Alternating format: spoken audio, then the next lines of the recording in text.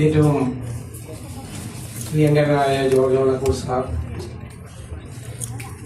ഈ പുസ്തകം എഴുതിയ നമുക്കെല്ലാം പ്രിയങ്കരനായ ശ്രീ നയൻ, വേദിയിലും സദസ്സിലുമുള്ള ബഹുമാന്യരായ വിശിഷ്ടാതിഥികളെ സുഹൃത്തുക്കളെ, എനിക്ക് കിട്ടിയ ഈ അവസരത്തിൽ ഞാൻ അഭിമാനിക്കുകയാണ്. ഞാനിവിടെ ഇന്ന് റിലീസ് ചെയ്ത പുസ്തകം ഇന്ത്യയിലെ ഏറ്റവും പ്രായം കുറഞ്ഞ ഓട്ടിസ്റ്റിക് എഴുത്തുകാരൻ്റെ. ഞാനിന്ന് റിലീസ് ചെയ്ത ഈ പുസ്തകം ലോകത്തിലെ ഏറ്റവും പ്രായം കുറഞ്ഞ ഓട്ടിസ്റ്റിക് തത്വചിന്തകന്റെയാണ്. എന്തൊരു അഭിമാനമാണ് ഈ കുട്ടി നമുക്കെല്ലാവർക്കും. ഞാൻ ഈ പുസ്തകം വായിച്ചപ്പോൾ നിറകണ്ണുകളോടുകൂടിയാണ് വായിച്ച് അവസാനിപ്പിച്ചത്. എനിക്ക് തോന്നി, ആർക്കാണ് ഡിസബിലിറ്റി? നമുക്കൊക്കെയാണ് ഡിസബിലിറ്റി.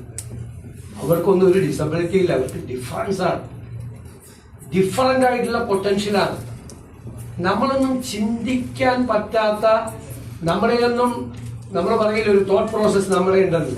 അതിനെക്കുറിച്ചൊക്കെ നമുക്കൊക്കെ എന്തൊരു അഹങ്കാരമായിരുന്നു, അതൊക്കെ പോയി. അതിൻ്റെ അപ്പുറം നിൽക്കുന്ന ഒരു തോട്ട് പ്രോസസ്സാണ്.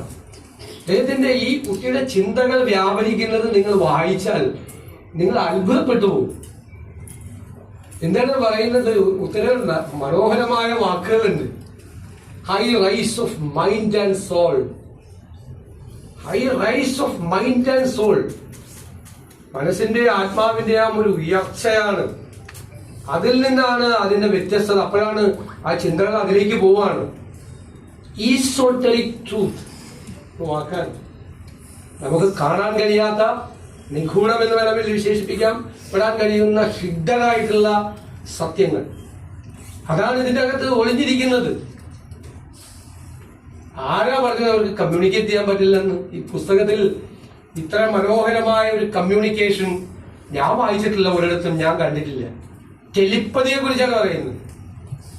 എനിക്കിഷ്ടമുള്ള ഒരാളുമായി എനിക്ക് കമ്മ്യൂണിക്കേറ്റ് ചെയ്യാൻ പറ്റും. ടെലിപ്പതി.